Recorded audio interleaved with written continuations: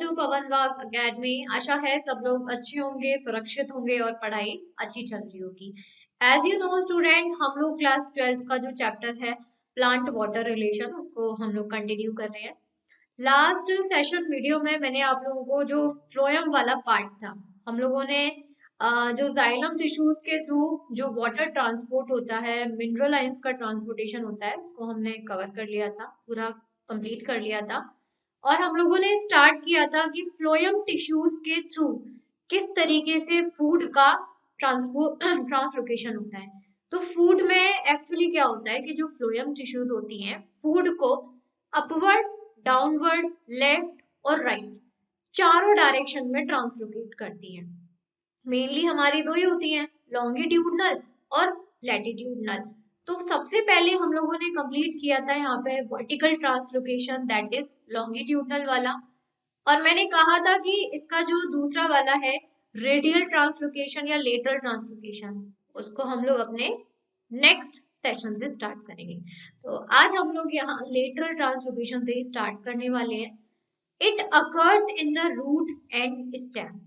यहाँ पर क्या होता है, ये जो हमारा ट्रांसलोकेशन होता है लेटरल ट्रांसलोकेशन, ये रूट्स और स्टेम्स में होता है। When food is translocated from phloem to pith, it is called radial translocation, and from phloem to cortex it is called tangential translocation. जब हमारा फूड फ्लोएम से पित्त में एंटर करता है, ट्रांसलोकेट करता है, तब हम बोलेंगे रेडियल ट्रांसलोकेशन। लेकिन जब खाना फ्लोएम टिश्यू से प्लांट की कॉर्टेक्स लेयर तक अपना ट्रांसलोकेट करेगा, we will called as tangential translocation. So the transport of food through phloem is bidirectional. तो हम क्या कह सकते हैं कि फ्लोएम टिश्यूज के थ्रू जो फूड का ट्रांसपोर्ट हो रहा है वो दोनों डायरेक्शन में हो रहा है ना, अपवर्ड डायरेक्शन में भी और डाउनवर्ड डायरेक्शन में भी। So we will called as bidirectional. Phloem sap contains mainly water and food in the form of sucrose. जो फ्लोएम सैप होता है, यानी कि जो हमारा फ्लोएम टिश्यू है, उसमें हमारे वाटर और फूड दोनों प्रेजेंट होते हैं सुक्रोज की फॉर्म में। मैंने आप लोगों को लास्ट वीडियो में बताया भी था कि जो हमारा फूड बनता है प्लांट्स में, ग्लूकोज बनता है, लेकिन ग्लूकोज हमारा सॉल्युबल फॉर्म नहीं होती है। सॉल्युबल फॉर्म या डिसॉल्व फॉर्म कौन सी होती है? सुक्रोज होती है। तो पहले जो ग्लूकोज बना वो हमारा सुक्रोज में कन्वर्ट होता है एंड देन हमारे फ्लोएम टिश्यूज में एंटर होके ऑल ओवर प्लांट बॉडी में स्प्रेड हो जाता है। But sugar, amino acid and hormones are also transported through phloem. इसके अलावा फ्लोएम टिश्यूज में sugar, amino acid and hormones, जो प्लांट्स में हार्मोन रिलीज होते हैं ना, जैसे साइटोकिनिन, इसके अलावा आपका auxin, gibberellin acid, cytokinesis, abscisic acid, ethylene, ये हमारे प्लांट के हार्मोन्स होते हैं। ये भी हमारे फ्लोएम टिश्यूज में ही एंटर होके अलग अलग प्लांट बॉडी के डिफरेंट पार्ट्स में ट्रांसपोर्ट हो जाते हैं। जैसे हम लोगों ने जाइलम टिश्यू में पढ़ा था कि जाइलम टिश्यू में वाटर ट्रांसपोर्ट होता है, लेकिन इसके साथ साथ मिनरल आइंस भी ट्रांसपोर्ट होते हैं। Same as it is phloem tissue में फूड ट्रांसपोर्ट होता है in the form of sucrose, but as well as sugar, amino acid, hormones are also transported. Next है the mechanism of sugar transport through phloem. अब हम इसका mechanism देखते हैं कि जो फ्लोएम टिश्यू में शुगर का ट्रांसपोर्ट होता है। Several theories like diffusion, activated diffusion, protoplasmic streaming, electroosmosis, pressure flow, etc. are put forth. जैसे हम लोगों ने देखा था कि वहाँ जो वाटर का ट्रांसपोर्ट होता है जाइलम से, उसमें भी काफी सारी थ्योरीज हमने पढ़ी, ट्रांसपिरेशन पुल और बहुत सारी थ्योरीज हमने पढ़ी। सेम एज इट इज यहाँ पर भी काफी सारी थ्योरीज है, diffusion, activated diffusion, protoplasmic streaming, electroosmosis, pressure flow and बहुत सारी। At the most convincing theory is Munch pressure, that flow theory और मास फ्लो हाइपोथेसिस। सबसे ज्यादा कन्वेंसिंग थ्योरी की बात करें, जैसे वाटर वाले में आपकी सबसे कन्वेंशनल थ्योरी ट्रांसपिरेशनल पुल वाली थी, और तीन और थी। Same as it is phloem वाले में आपकी मंच प्रेशर फ्लो थ्योरी और मास फ्लो हाइपोथेसिस है। Arndt proposed that photosynthetic cell synthesizes glucose. ये जो मंच थ्योरी है इसको प्रपोज किया था अर्नस्ट मंच ने, साइंटिस्ट का नाम है। उन्होंने कहा था कि जो हमारे फोटोसिंथेटिक सेल्स होते हैं वो हमारे ग्लूकोज को सिंथेसाइज करते हैं, प्रिपेयर करते हैं। बिल्कुल ठीक है, ये तो हम पढ़ती हैं। Hence its osmotic concentration increases, जिसकी वजह से फोटोसिंथेटिक सेल्स में ऑस्मोटिक कंसंट्रेशन बढ़ जाती है, क्योंकि जितने भी फोटोसिंथेटिक सेल्स हैं वो ग्लूकोज प्रिपेयर कर रहे हैं, पूरा फॉर्म्ड कर रहे हैं। ग्लूकोज उनके सेल्स में ही तो प्रिपेयर्ड हो रहा है, फोटोसिंथेटिक सेल्स में। तो फोटोसिंथेटिक सेल्स की जो ऑस्मोटिक कंसंट्रेशन है वो तो इंक्रीज ही हो जाएगी ना। And due to endosmosis water from surrounding cells and xylem is absorb.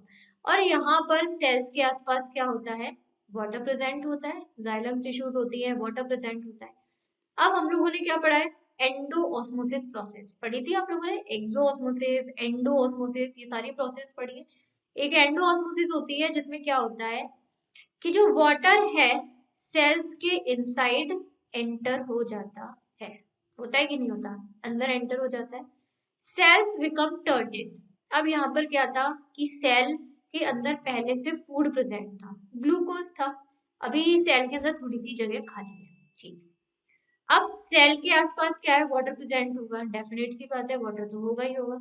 Water present होने का मतलब है कि जो वाटर है वो सेल के अंदर एब्जॉर्ब होगा, जाएगा ही भाई। वाटर क्या करता है, हायर कंसंट्रेशन से लोअर कंसंट्रेशन की तरफ मूव करता है।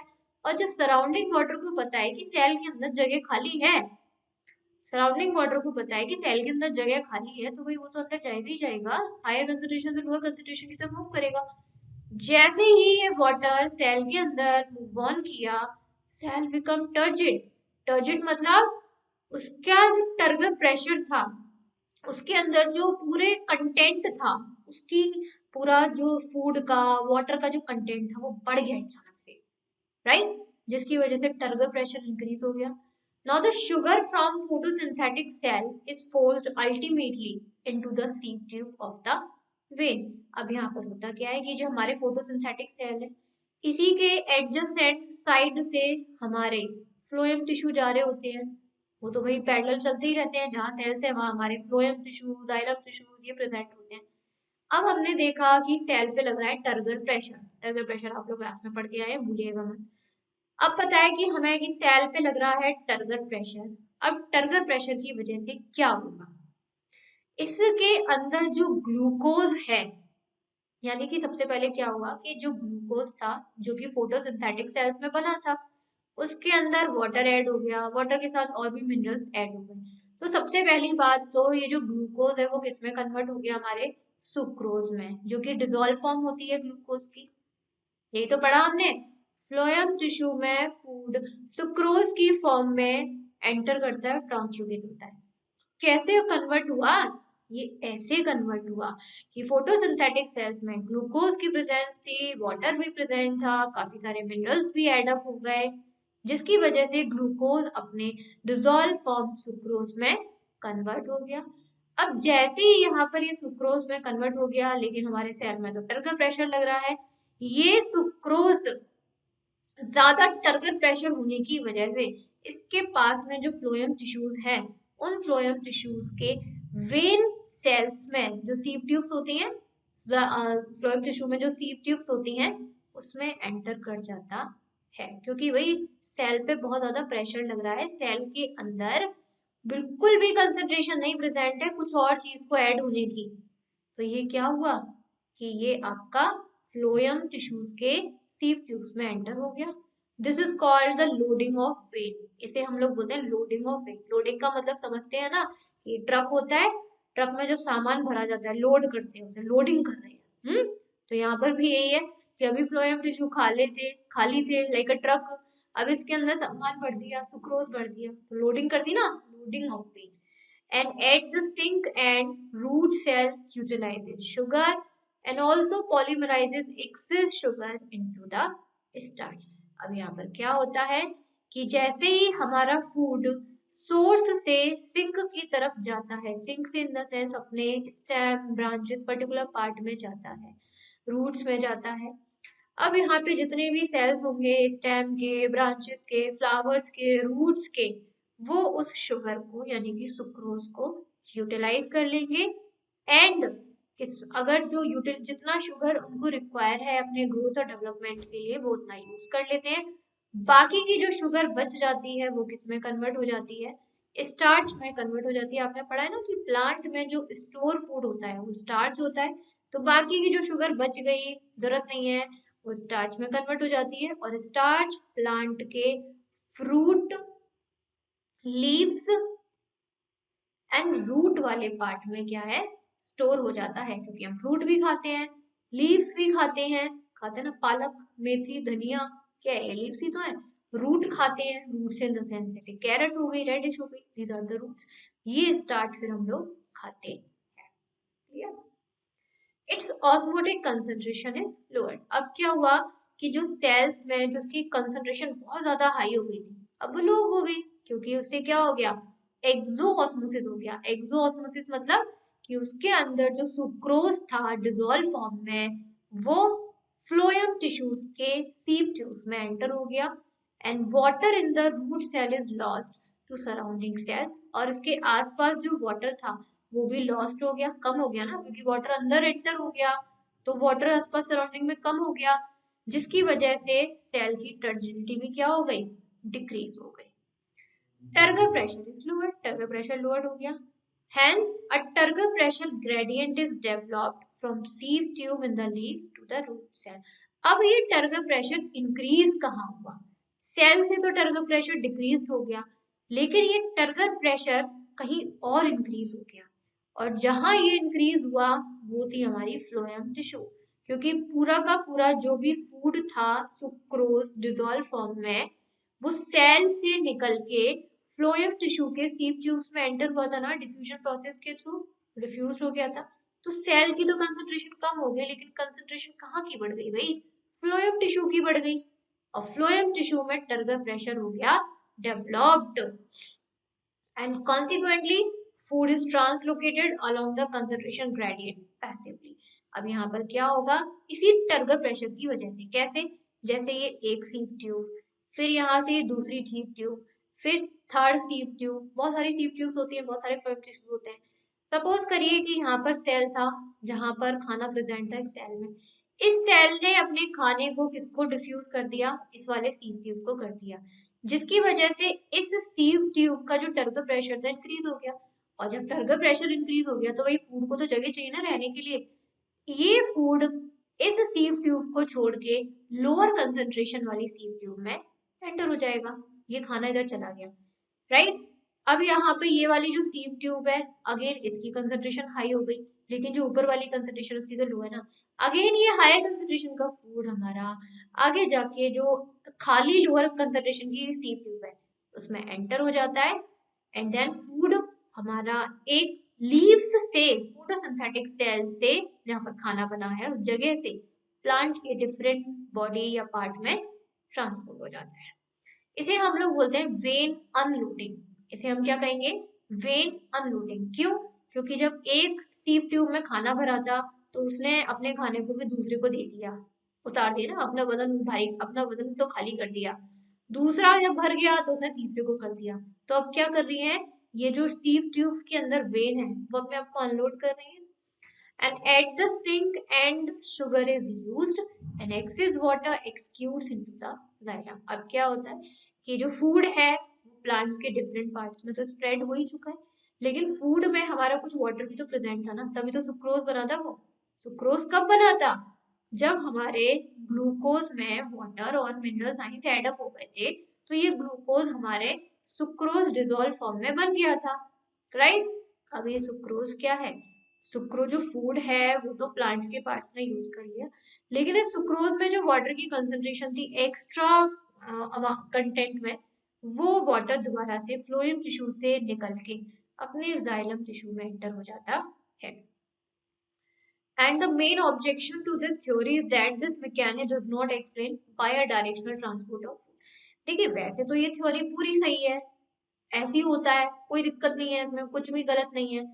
बस इसमें एक ऑब्जेक्शन था, मेन ऑब्जेक्शन, कि ये थ्योरी से ये नहीं प्रूफ हुआ कि जो फूड का ट्रांसपोर्ट है वो बाय डायरेक्शनल है। बाय डायरेक्शनल समझ रहे हैं ना, कि अपवर्ड डायरेक्शन में भी हो रहा है, डाउनवर्ड में भी हो रहा है, इसमें तो ऐसा कुछ भी प्रूफ नहीं हुआ। And moreover according to Munch pressure flow is purely a physical process. इसके अलावा जो अर्न्स्ट मंच थे ना, उन्होंने कहा था कि जो प्रेशर फ्लो होता है वो पूरी तरीके से कैसी प्रोसेस है, फिजिकल प्रोसेस है। तो इस चीज से कहीं ना कहीं ये बाई डायरेक्शनल वाला एक्सप्लेन नहीं हुआ। उसके बाद आ जाते हैं हम लोग ट्रांसपिरेशन। हम लोगों ने दो टॉपिक कंप्लीट किए, एक हम लोगों ने वाटर वाला कंप्लीट कर लिया, दूसरा हम लोगों ने फूड वाला कंप्लीट किया, और थर्ड हम लोग आ जाते हैं यहाँ ट्रांसपिरेशन। ट्रांसपिरेशन वैसे आप लोगों ने 9th में, 10th में, 11th में पढ़ा होगा, थोड़ा सा बेसिक पार्ट तो पढ़ा ही होगा। ट्रांसपिरेशन क्या होता है? Loss of water from the plant body. Simple language में बात करें, what is transpiration? Loss of water from the plant body. Plant absorbs water constantly and continuously. As we know that student की जो plants की roots होती है वो continuously constantly water को absorb करती रहती है. Hardly 5% of the total water absorbed by roots that is utilized for cell expansion and plant growth. और इसमें से देखिए भले ही प्लांट की रूट्स कितना भी वाटर को एब्जॉर्ब क्यों ना कर ले, लेकिन जो हमारा प्लांट है उस पूरे एब्जॉर्ब्ड वाटर का सिर्फ और सिर्फ 5% यूज करता है। सपोज करिए कि प्लांट की रूट्स ने 60% वाटर एब्जॉर्ब किया 24 आवर में, लेकिन प्लांट को उससे कोई मतलब नहीं है कि भाई रूट्स ने चाहे 60% किया, चाहे 500% किया, 1000% किया, प्लांट को तो सिर्फ और सिर्फ 5% वाटर यूज करना है अपने एक्सपेंशन और ग्रोथ के लिए। वो कभी भी इस पूरे 60% वाटर को यूज अप नहीं करता। अब बाकी बचा 95। सपोज करो कि वो प्लांट ने 100% यूज एब्जॉर्ब किया था, 100% में से 5% प्लांट ने अपनी ग्रोथ और एक्सपेंशन के लिए यूज कर लिया, बाकी कितना बचा? 95% वाटर बचा। 95% water becomes surplus which is then lost into the atmosphere. यही 95% रिमेनिंग वाटर है जो कि ट्रांसपिरेशन प्रोसेस के थ्रू एटमॉस्फेयर में रिलीज हो जाता है, यानी कि प्लांट बॉडी से रिलीज हो जाता है एटमॉस्फेयर में through its aerial parts. Aerial parts मतलब जैसे लीव्स हुई, उसकी ब्रांचेस हुई, this one. And hardly 1% of surplus water is lost in the form of liquid, until 99% of water is lost in the form of vapor. अब ध्यान रखिएगा कि इस 95% ये जो रिमेनिंग वाटर है, एक सेकेंड, ये जो 95% रिमेनिंग वाटर था इसमें से 1% वाटर तो लिक्विड में रिलीज होता है, लिक्विड फॉर्म में, बाकी का बचा आपका 99% वो रिलीज होता है वाटर वेपर्स की फॉर्म में। ये क्वेश्चन आपसे यहाँ से 1 वर्ड में बनता है, यहाँ से पता है आपके 3-4 क्वेश्चन बन गए। कौन कौन से? दैट कि प्लांट पूरे वाटर एब्जॉर्प्शन का कितना परसेंट यूज करता है अपने एक्सपेंशन और ग्रोथ के लिए? 5%। कितना बचता है? 95%। कहाँ रिलीज हो जाता है? एटमॉस्फेयर में। अब इस 95% का भी कितना परसेंट वाटर लिक्विड फॉर्म में रिलीज होता है? 1%। और कितना वाटर वेपर्स में रिलीज होता है? 99%। And the loss of water in the form of liquid is called guttation. अब यहाँ पर देखिए जो हमारे प्लांट वाटर को लिक्विड की फॉर्म में रिलीज करते हैं, इट इज कॉल्ड गटेशन। मैं इसका एग्जांपल भी दूंगी, डोंट वरी, आप लोग इतना घबराए ना। अब देखिए इसका एग्जाम्पल क्या है।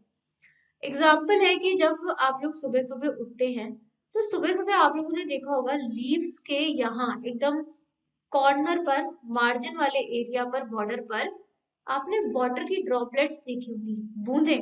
हम क्या कहते थे? ओस है।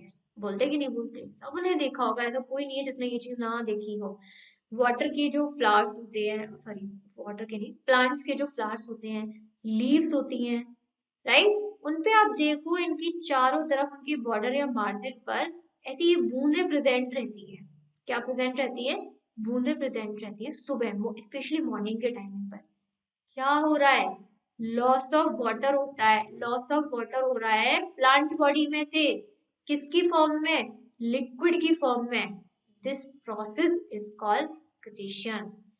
It occurs through special structures called water stromata और hydrothoids. एक्चुअली होता क्या है, जैसे ही हमारी लीफ है, वैसे तो हम जानते हैं कि लीफ में स्टोमेटा प्रेजेंट होते हैं वाटर को रिलीज करने के लिए एटमॉस्फेयर में, बट यहाँ पर हमारे ये जो हमारे स्टोमेटा है वाटर को वाटर वेपर्स की फॉर्म में रिलीज करते हैं। वाटर को किसमें, वाटर वेपर्स की फॉर्म में रिलीज कर रहे हैं, लेकिन हमें तो भाई वाटर को लिक्विड फॉर्म में रिलीज करना है।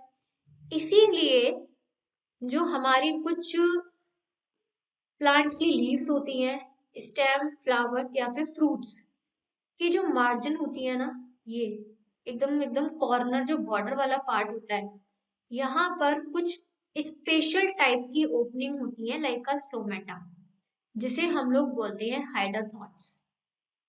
वाटर स्टोमेटा भी बोल देते हैं, लेकिन अगर बायोलॉजिकल लैंग्वेज में बात करेंगे तो हाइड्रोथॉट्स की ये जो छोटी छोटी स्पेशल ओपनिंग होती है ना, ये लीव्स के बॉर्डर पर प्रेजेंट रहती है, पूरे मार्जिन वाले एरिया पर। ये तो लीव्स की स्टेम की बात करें तो स्टेम के यहाँ प्रेजेंट रहती है। फ्लावर्स की बात करें तो फ्लावर्स की पेटल्स पर प्रेजेंट रहेंगी। फ्रूट्स की बात करें तो फ्रूट का जो छिलका होता है उस पर प्रेजेंट रहती है ये स्पेशल ओपनिंग हाइड्रोथॉट्स। और ध्यान रखिएगा, ये हाइड्रोथॉट्स सिर्फ और सिर्फ नाइट में ओपन होते हैं। ये हाइड्रोथॉट्स क्या है, जो स्पेशल ओपनिंग है सिर्फ नाइट में ओपन होते हैं ये स्पेशल पोर्स, और रात के टाइमिंग पर सन तो होता नहीं है जो वाटर को वाटर वेपर में कन्वर्ट करते हैं, राइट।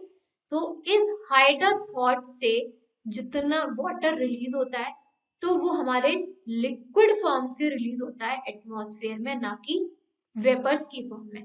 वेपर कर वाटर को वाटर वेपर में कन्वर्ट करने के लिए हमें हीट की जरूरत होती है। नाइट में कोई हीट नहीं होती है, नाइट में रात के टाइमिंग पे कोई सनलाइट नहीं होती, कोई हीट नहीं होती।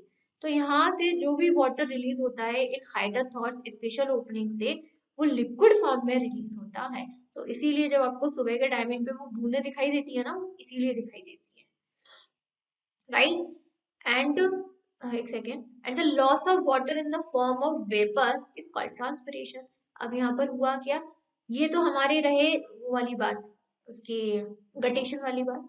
यही हम ट्रांसपिरेशन की बात करें तो ट्रांसपिरेशन होता है हमारा स्टोमेटा के थ्रू। स्टोमेटा मतलब ये जो छोटे छोटे पोर्स प्रेजेंट रहते हैं लीव्स पर, स्टेम, फ्लावर या फ्रूट वाले पार्ट पर, वो ये सिर्फ डे के टाइमिंग पर ओपन होते हैं। उल्टा है, हाइड्रोथॉट्स ओपन होते हैं रात के टाइमिंग पर, और जो स्टोमेटा है वो ओपन होते हैं डे के टाइमिंग पर। अब इन स्टोमेटा से जब वाटर रिलीज होता है, बाहर आता है, तो वो लिक्विड फॉर्म में नहीं आता, वो वाटर वेपर की फॉर्म में आता है, क्योंकि दिन के टाइमिंग पर प्रेजेंट होती है सनलाइट, जो कि वाटर को किस में कन्वर्ट कर देती है, वाटर वेपर में कन्वर्ट कर देती है, ठीक है। And most of the transpiration occur through the leaves called फोलियर transpiration. और ध्यान रखिएगा, ज्यादातर जो ट्रांसपिरेशन की प्रोसेस है वो लीव्स के स्टोमेटा से होती है, इसको हम लोग फोलियर ट्रांसपिरेशन भी कहते हैं। And the actual water loss during transpiration occurs through three main sites. अब ध्यान रखिएगा, जो हमारी ट्रांसपिरेशन की प्रोसेस है, ट्रांसपिरेशन मतलब loss of water in water vapours, loss of water in the form of water vapour, it is called transpiration. और ये ट्रांसपिरेशन हमारा तीन जगह से होता है। एक होते हैं हमारे क्यूटिकल, दूसरा हमारा स्टोमेटा के थ्रू, और थर्ड हमारा लेंटिकल्स के थ्रू। ओके, देखिए स्टोमेटा के थ्रू तो आपने पढ़ा ही है। मेन जो आपको पढ़ना है, समझना है, वो है क्यूटिकल और लेंटिकल्स का। स्टोमेटा के बारे में तो स्टूडेंट आप लोगों ने पढ़ा ही है कि लीव्स में छोटे छोटे पोर्स होते हैं, स्टोमेटा, वाटर उनसे रिलीज होता है, सनलाइट होती है, वाटर वेपर बन जाता है, निकल जाते हैं। ठीक, स्टोमेटा से तो बहुत अच्छे से पढ़ा है। मेन हम लोग स्टार्ट करते हैं क्यूटिकल और लेंटिकल। स्टोमेटा को पढ़ेंगे, ऐसी बात नहीं इसको नहीं पढ़ेंगे, पढ़ेंगे। तो सबसे पहले हम लोग स्टार्ट करते हैं क्यूटिक्यूलर ट्रांसपिरेशन से। Cuticular transpiration, cuticle is a layer of waxy substance, cutin, present on outer surface of epidermal cells of leaves and stem. आप लोगों को पता ही होगा, प्लांट्स में एक आउटर मोस्ट लेयर होती है एपिडर्मिस। 11th में पढ़ा होगा स्टूडेंट आप लोगों ने, 11th में या 10th में भी था थोड़ा सा आपका, कि हमारे जैसे हमारी ह्यूमन बॉडी पर या एनिमल बॉडी पर आउटर मोस्ट लेयर स्किन होती है, होती है नहीं होती है, जो हमें प्रोटेक्ट करती है बाहर के इन्वायरमेंट से, हर चीज से। Same as it is plant पर भी उसकी एक आउटर मोस्ट स्किन बोल लो, outermost surface, I mean to say outermost layer होती है पूरी, उसको हम लोग बोलते हैं एपिडर्मिस लेयर। अब ये एपिडर्मिस लेयर कौन से सेल से मिलकर बनी है? एपिडर्मल सेल से। जैसे हमारी बोल देते हैं स्किन है, स्किन कौन से सेल से मिलकर बनी है? स्किन सेल से बनी है ना। सेम एज इट इज पूरे प्लांट पर उसकी आउटर मोस्ट स्किन लेयर क्या है? एपिडर्मिस है। कौन से सेल से बनी है? एपिडर्मल सेल से बनी है।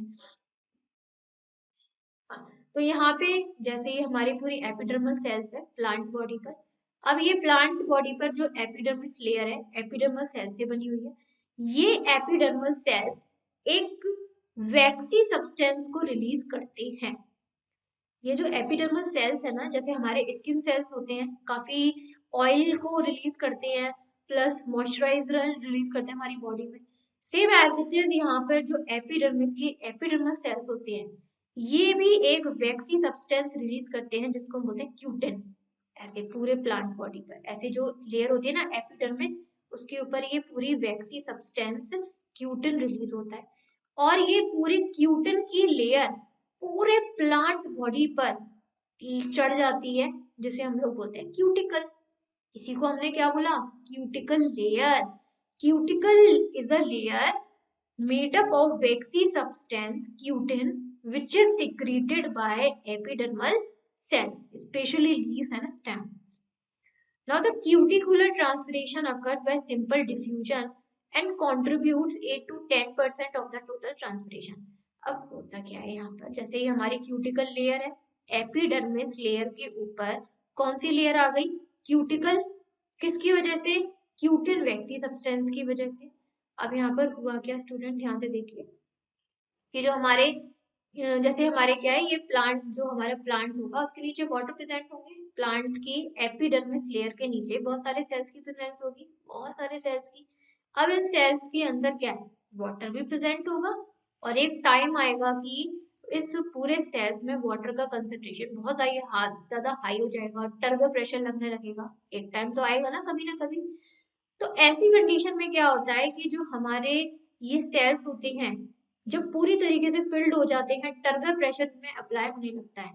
उस टर्गर प्रेशर की वजह से जो वाटर है इन सेल से बाहर निकलने लगता है और डिफ्यूज्ड इस क्यूटिकल लेयर से डिफ्यूज्ड होके एटमॉस्फेयर में रिलीज हो जाता है। और कितना परसेंट? सिर्फ और सिर्फ 8 और 10%, ज्यादा नहीं होता, सिर्फ 8 से 10% वाटर इन सेल से निकल के पूरे क्यूटिकल लेयर से क्या हो जाता है? डिफ्यूज हो जाता है। Cuticular transpiration occurs throughout the day and its rate is inversely proportional to the thickness of the cuticle. ये जो क्यूटिकल ट्रांसपिरेशन है पूरे दिन थ्रू आउट द डे होता रहता है, इसमें ऐसा कोई फर्क नहीं है कि नहीं होगा। अब यहाँ पे जो क्यूटिकल कितने स्पीड से वाटर को अपने प्लांट बॉडी से रिलीज करेगा, ये डिपेंड करता है कि क्यूटिकल की जो लेयर है, आई मीन टू से जो वैक्सी सब्सटेंस की लेयर है, वो कितनी थिक और कितनी पतली है। क्यों? क्योंकि अगर थिक होगी, एक सेकेंड, सपोज करो कि जो इसकी लेयर है बहुत ज्यादा थिक है, तो इसके नीचे सेल्स प्रेजेंट होंगे जिनके अंदर टर्गर प्रेशर है। तो जो टर्गर प्रेशर की वजह से वाटर रिलीज होगा उसको ज्यादा डिस्टेंस कवर करना पड़ेगा ना। क्यूटिकल लेयर यहाँ पर है, ज्यादा थिकनेस है, ज्यादा डिस्टेंस कवर करना पड़ेगा, तो कुछ वाटर के मॉलिक्यूल्स कर पाएंगे, कुछ के नहीं कर पाएंगे। लेकिन जितनी ज्यादा क्यूटिकल की लेयर थिन होगी तो वाटर को उतना कम डिस्टेंस कवर करना पड़ेगा और जल्दी डिफ्यूज हो जाएंगे। तो डिपेंड करता है कि जो क्यूटिकल है उसकी थिकनेस कितनी है। जितनी कम थिकनेस होगी ट्रांसपिरेशन उतना ज्यादा होगा, और थिकनेस जितनी ज्यादा होगी ट्रांसपिरेशन उतना कम होगा। क्लियर? ये था आपका क्यूटिकल ट्रांसपिरेशन वाला। Same as it is lenticular है, उसके बाद स्टोमेटल है। मेन आपका क्यूटिकल और लेंटिकल ही हमें समझना है। आशा है स्टूडेंट यहाँ तक आप लोगों को समझ में आ गया होगा। आज का टॉपिक थोड़ा सा इजी था, ज्यादा टफ नहीं था, और कोई डाउट नहीं रहा होगा, ये मुझे थोड़ा सा लगता है। चलिए मिलते हैं इसके नेक्स्ट टॉपिक के साथ अपने नेक्स्ट वीडियो में। थैंक यू स्टूडेंट, तब तक के लिए बाय बाय।